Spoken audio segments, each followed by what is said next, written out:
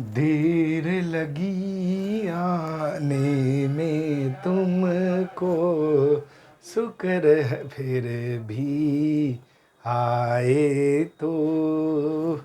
देर लगी आने में तुमको, शुक्र है फिर भी आए तो। हेलो दोस्तों, आपका स्वागत है वर्टेक्स टाइम एकेडमी में।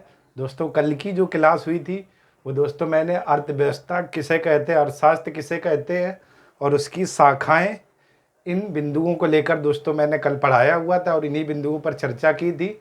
आज की क्लास में दोस्तों हम लोग बात करेंगे अर्थव्यवस्था के क्षेत्र, अर्थव्यवस्था के क्षेत्र। ठीक है दोस्तों, तो आज की क्लास में हम लोग दोस्तों बात करेंगे अर्थव्यवस्था के क्षेत्र के बारे में।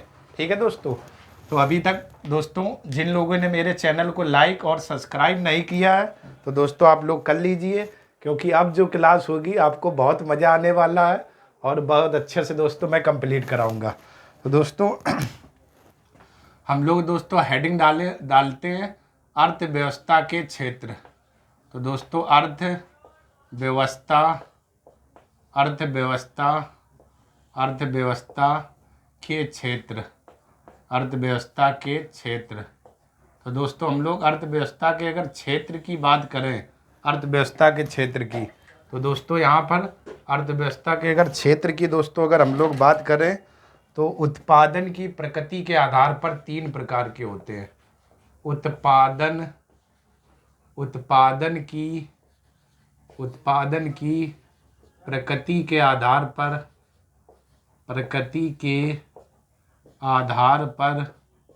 उत्पादन की प्रकृति के आधार पर तीन प्रकार के होते हैं। तीन प्रकार के होते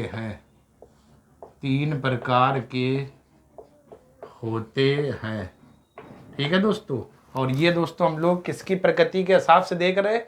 उत्पादन की प्रकृति के आधार पर अर्थव्यवस्था के जो दोस्तों क्षेत्र होते हैं वो तीन होते हैं।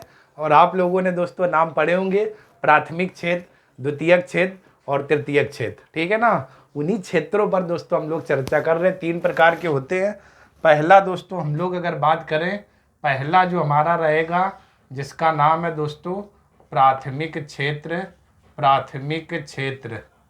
पहला दोस्तों हमारा जो है वो रहेगा प्राथमिक क्षेत्र। तो दोस्तों अपने यहाँ जो अर्थव्यवस्था है यानी जीडीपी है, इन जीडीपी में भी इन क्षेत्रों का योगदान रहता है दोस्तों, इसलिए हम लोग इन क्षेत्रों को पढ़ रहे हैं। तो पहला दोस्तों हमारा कौन सा? प्राथमिक क्षेत्र है।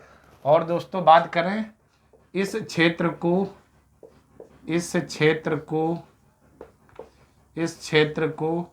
कृषि क्षेत्र भी कहते हैं।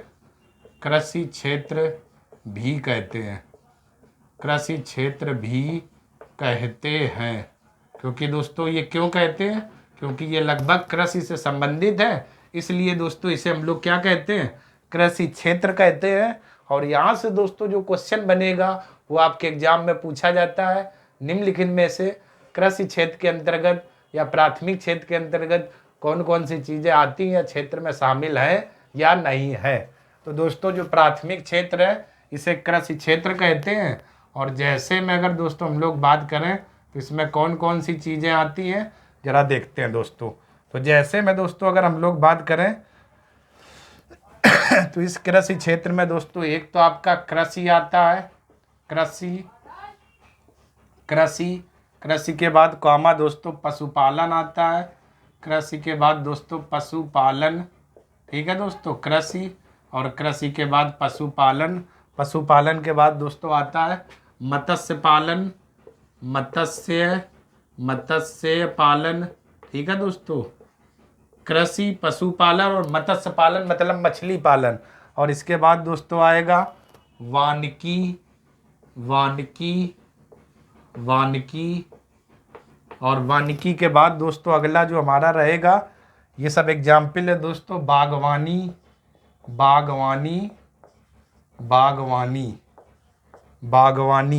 ठीक है दोस्तों, और बागवानी के बाद दोस्तों आपका आता है खनन और दोस्तों दूसरा है उत्खनन। ये जितनी भी दोस्तों बिंदु हैं ये सभी के सभी आपके कृषि के क्षेत्र के अंतर्गत आते हैं या प्राथमिक क्षेत्र के अंतर्गत आते हैं। यानी जो प्राथमिक यानी प्राइमरी जो अपना क्षेत्र है इसे कृषि क्षेत्र कहते हैं और इस क्षेत्र में ये बिंदु आपके आते हैं और यहीं से दोस्तों क्वेश्चन पूछा जाता है निम्नलिखित में से प्राथमिक क्षेत्र के अंतर्गत कौन सी चीजें आती है। ठीक है दोस्तों, तो यहाँ पर पहला आपका प्राथमिक क्षेत्र में कृषि आता है, कृषि के बाद पशुपालन आता है और पशुपालन के बाद मछली पालन या मत्स्य पालन दोस्तों, इसके बाद वानिकी मतलब वन वाला और बागवानी मतलब बाग में जो खेती वेती की जाती बाग में अंगूर फल ये, इसके बाद खनन और दोस्तों उत्खनन। ठीक, ये सभी जितनी भी चीजें ये प्राथमिक क्षेत्र के अंतर्गत आती हैं। यहाँ पर दोस्तों अगर हम लोग बात करें खनन किसे कहते हैं तो दोस्तों यदि गहराई में खुदाई की जाए, जैसे दोस्तों हम लोग ऐसे और इस तरीके से ऐसे गहराई में खुदाई करते चले जा रहे हैं तो गहराई में खुदाई की जाए खनन कहलाता है, खनन कहलाता है। ठीक है दोस्तों, जब खुदाई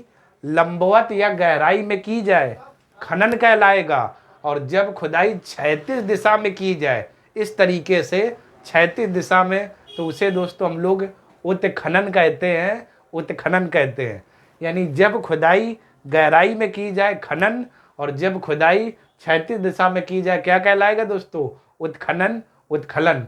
और प्राथमिक क्षेत्र को ही दोस्तों हम लोग क्या कृषि क्षेत्र भी कहते हैं, कृषि क्षेत्र भी कहते हैं। ठीक है दोस्तों, अब दोस्तों हम लोग बात करते हैं द्वितीयक क्षेत्र के बारे में, हम लोग बात कर लेते हैं द्वितीयक क्षेत्र। तो यहाँ पर दोस्तों हम लोग हेडिंग लगाते हैं द्वितीयक क्षेत्र, द्वितीयक क्षेत्र, द्वितीयक क्षेत्र। तो द्वितीयक क्षेत्र में दोस्तों हम लोग अगर बात करें तो दोस्तों द्वितीयक क्षेत्र को का संबंध दोस्तों देखते हैं या लिख लेते हैं इस क्षेत्र का संबंध, इस क्षेत्र का संबंध उद्योगों से है, इस क्षेत्र का संबंध उद्योगों से है, उद्योगों से है, इस क्षेत्र का संबंध उद्योगों से है या इस क्षेत्र को उद्योग क्षेत्र भी कहते हैं। ठीक है दोस्तों, यानी प्राथमिक क्षेत्र कृषि क्षेत्र के अंतर्गत है, द्वितीयक क्षेत्र उद्योगों से संबंधित है। और कौन कौन से इसमें चीजें आती हैं तो जैसे में दोस्तों हम लोग बात करें द्वितीयक में, तो जैसे में दोस्तों हम लोग बात करें तो एक दोस्तों रहेगा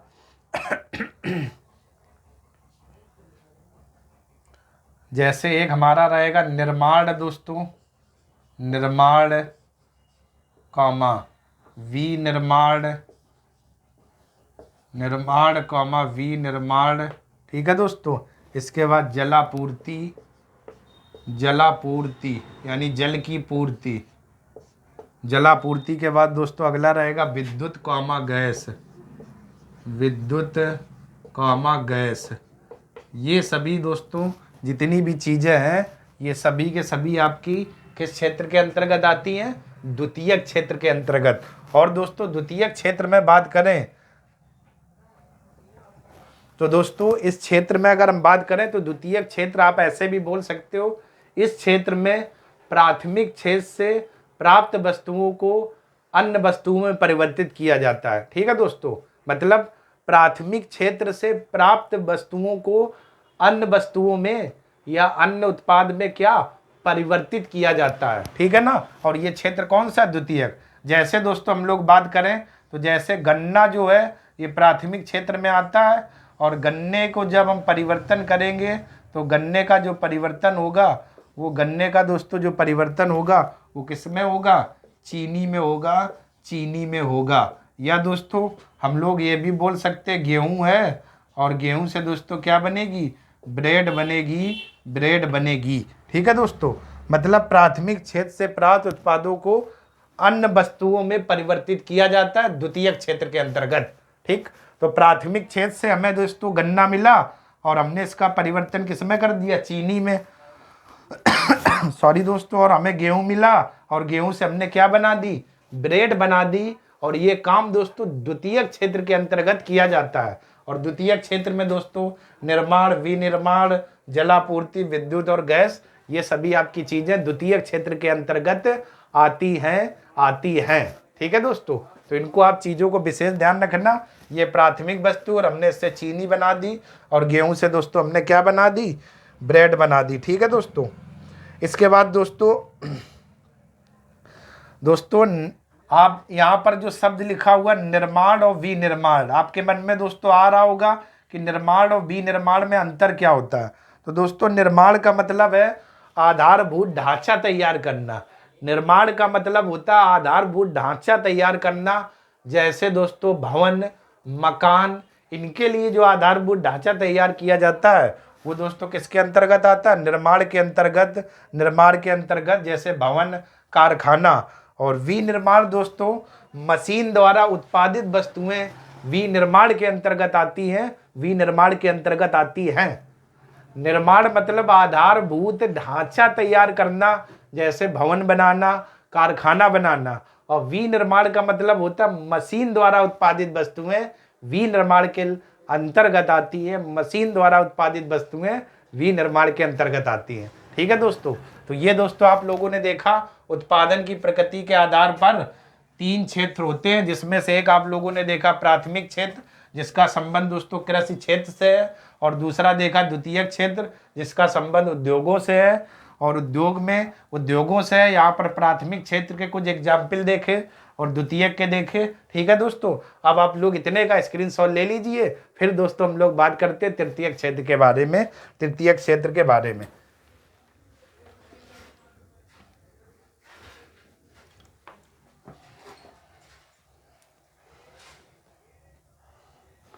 स्क्रीनशॉट दोस्तों आप लोग ले लो, फिर हम लोग बात करें तृतीयक क्षेत्र के बारे में। चलिए दोस्तों, आप लोगों ने स्क्रीनशॉट ले लिया होगा। अब हम लोग बात करते हैं तृतीयक क्षेत्र हमारा क्या है। ठीक है दोस्तों। और इसमें क्या क्या चीज़ें आती हैं, क्योंकि आपके एग्जाम में सवाल दोस्तों आते रहते हैं। बस आप लोग अच्छे से नोट्स बनाइए। और दोस्तों आप देखना तो इकोनॉमिक्स जो आपको बहुत कठिन लगती है, एक एक शब्द का दोस्तों हम लोग पोस्टमार्टम करेंगे। जैसे ये चैप्टर आगे बढ़ते रहेंगे, एक एक शब्द को बहुत अच्छे से दोस्तों मैं समझाऊंगा, और बहुत क्लियर। ठीक है ना दोस्तों। अभी ये केवल शुरुआत है दोस्तों। बस आप लोग हमसे जुड़िए, चैनल को लाइक करते रहिए, और दोस्तों सब्सक्राइब भी किया करें। ठीक है दोस्तों। क्योंकि लाइक के साथ सब्सक्राइब करें, और नोटिफिकेशन पर दोस्तों घंटी जो आती है इस पर क्लिक कर लें, ताकि कोई भी मैं वीडियो डालूं तुरंत आप तक दोस्तों पहुंचे। ठीक है दोस्तों। तो चलिए दोस्तों, अब हम लोग बात कर लेते हैं तृतीयक क्षेत्र में। तृतीयक क्षेत्र में क्या क्या चीज़ें आती हैं। तृतीयक क्षेत्र में क्या क्या चीज़ें आती हैं। तो दोस्तों तो यहाँ पर लिखता हूँ, इस क्षेत्र का संबंध, इस क्षेत्र का संबंध सेवा क्षेत्र से है। ठीक है दोस्तों।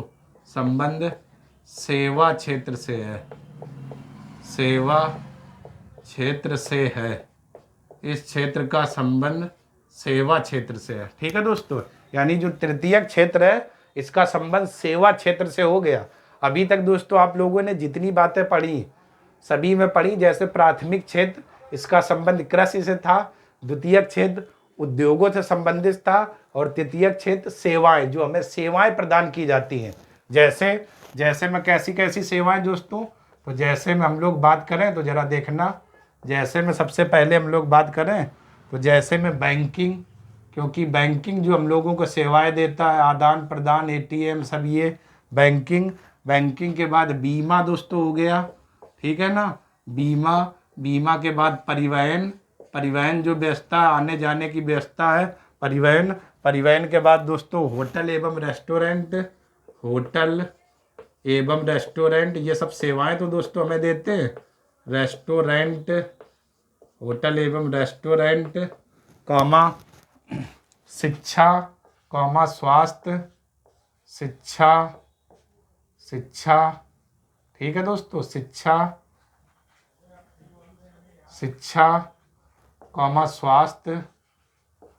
स्वास्थ्य, शिक्षा के बाद स्वास्थ्य। इसके बाद दोस्तों पर्यटन,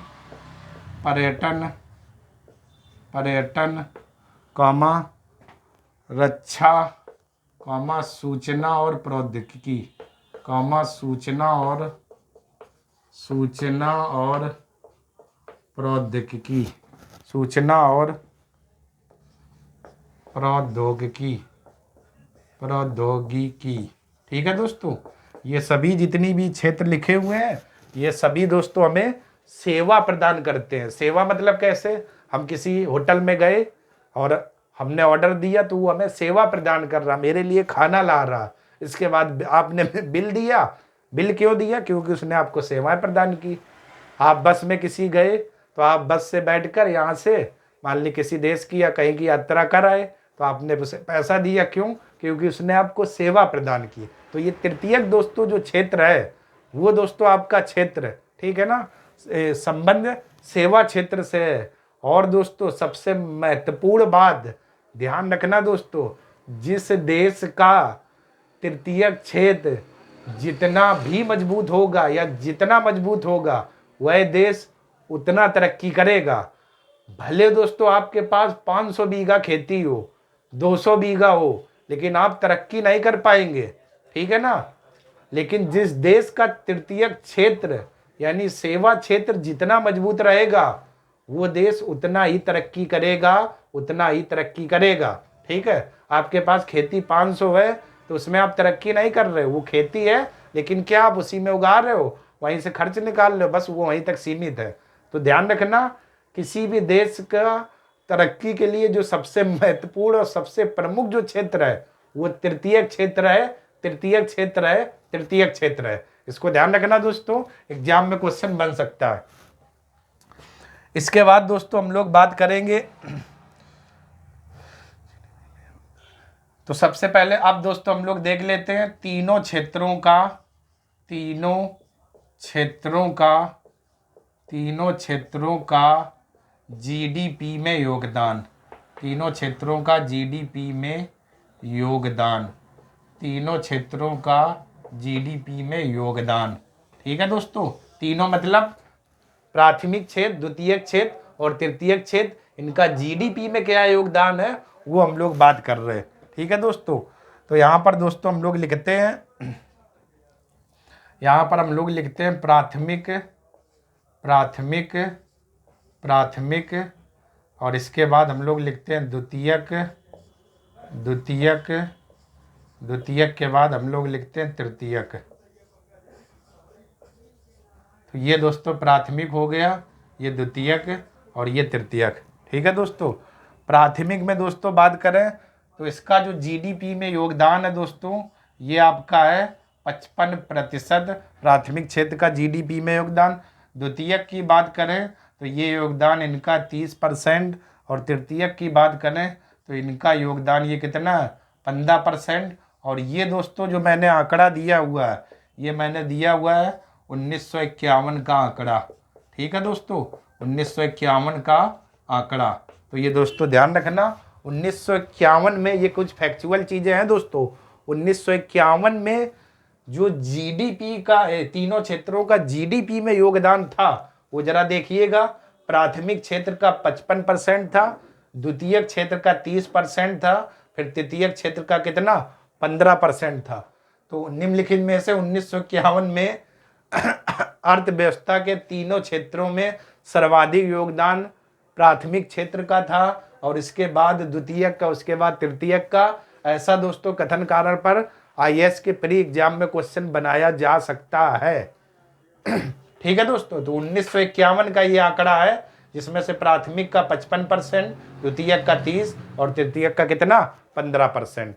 और अब हम दोस्तों हम लोग देख लेते हैं लेटेस्ट आंकड़ा 2019 में क्या योगदान था जीडीपी में इन क्षेत्रों का, उस पर बात कर लेते हैं, ठीक है दोस्तों।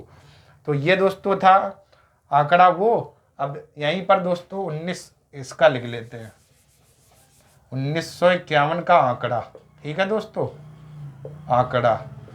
फिर यहाँ पर दोस्तों हम लोग बात करें प्राथमिक क्षेत्र का 18% था और इसके बाद ये द्वितीयक लिखा हुआ है, इसका दोस्तों आंकड़ा था योगदान 27%। इसके बाद तृतीयक लिखा हुआ है, इसका योगदान था दोस्तों कितना 55%। और ये जो मैं आंकड़ा देख रहा हूँ दोस्तों ये 2019 का आंकड़ा है, 2019 का आंकड़ा है, ठीक है दोस्तों, इनको ध्यान रखना। आगे आप करंट अफेयर से दोस्तों जुड़े रहना। तो 1951 में प्राथमिक क्षेत्र 55%, द्वितीयक क्षेत्र 30, तृतीयक 15 और ये जीडीपी में योगदान था। वहीं दोस्तों हम लोग बात करें 1919 में, तो प्राथमिक क्षेत्र का जो योगदान जीडीपी में था वो 18% था। द्वितीयक क्षेत्र का बात करें तो वो 27% था और तृतीयक क्षेत्र का बात करें तो कितना था, 55% था। और ये दोस्तों जो आंकड़ा 2019 का है, 2019 का। ठीक है दोस्तों, तो ये आपके तीनों क्षेत्रों का जीडीपी में जो योगदान है ये 1951 का आंकड़ा है और ये दोस्तों कब का, 2019 का। आगे अगर कोई भी दोस्तों आंकड़ा है तो आप अपडेट रहना, अपना इसी में दोस्तों बढ़ा सकते हैं। ठीक है दोस्तों, तो चलिए दोस्तों, ये आपने देखे अर्थव्यवस्था के क्षेत्र और अर्थव्यवस्था के तीनों क्षेत्र का जीडीपी में क्या योगदान है, इतनी बातें देखी। अब आप लोग दोस्तों इतने का स्क्रीनशॉट ले लीजिए, इतने का दोस्तों आप लोग स्क्रीनशॉट ले लीजिए। ठीक है ना, तो दोस्तों आप लोगों ने स्क्रीनशॉट ले लिया होगा। तो दोस्तों अब हम लोग, अभी तक 3 बातें हुई अर्थव्यवस्था के क्षेत्र, जिसमें से प्राथमिक क्षेत्र का संबंध कृषि क्षेत्र से था और द्वितीयक क्षेत्र का संबंध दोस्तों किससे था, आपका उद्योग क्षेत्र से, और तृतीयक क्षेत्र का संबंध सेवा क्षेत्र से। और मैंने दोस्तों क्या बताया, अगर किसी भी, मैंने बताया कोई भी देश अगर समृद्धि की ओर है, तरक्की की ओर है, तो उसका तृतीयक क्षेत्र जितना मजबूत होगा वह देश उतना ही आगे बढ़ेगा। तो इन तीनों क्षेत्रों में जो सबसे महत्वपूर्ण जो क्षेत्र है, ठीक, जिसका जो सबसे महत्वपूर्ण माना जाता है, ठीक, वो दोस्तों तृतीयक क्षेत्र है, तृतीयक क्षेत्र है, तृतीयक क्षेत्र है। तो ये दोस्तों ध्यान रखना, सबसे महत्वपूर्ण जो आपका क्षेत्र रहेगा वो तृतीयक क्षेत्र रहेगा, क्योंकि जिस देश का यह क्षेत्र जितना जबरदस्त होगा वो देश उतनी ही तरक्की करेगा। ठीक है दोस्तों, तो अगर कभी भी आए, ठीक है ना, तो सबसे महत्वपूर्ण क्षेत्र कौन माना जाता है, तो तृतीयक क्षेत्र, जिसका संबंध सेवा क्षेत्र से है।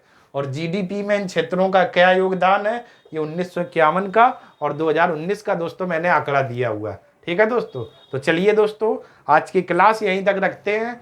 कल की क्लास में दोस्तों हम लोग बात करेंगे अर्थव्यवस्था के प्रकार, पूंजीवादी, समाजवादी, मिश्रित, ये 3 देखेंगे। इसके बाद अन्य और प्रकार देखेंगे, बंद अर्थव्यवस्था, खुली अर्थव्यवस्था, नीली अर्थव्यवस्था, ग्रे अर्थव्यवस्था, छायादार अर्थव्यवस्था। इन सभी बिंदुओं पर दोस्तों हम लोग कल की क्लास में चर्चा करेंगे। अगर दोस्तों ये वीडियो आपको पसंद आया हो और सारी चीज़ें क्लियर हुई हो तो दोस्तों चैनल को लाइक करें, सब्सक्राइब करें और ज़्यादा से ज़्यादा दोस्तों शेयर करिएगा। और दोस्तों हमसे इसी प्रकार से जुड़े रहिए, आपको हर एक क्लास में दोस्तों आनंद आता चला जाएगा। तब तक के लिए दोस्तों आप सभी लोगों का बहुत बहुत धन्यवाद। टाटा दोस्तों, बाय बाय।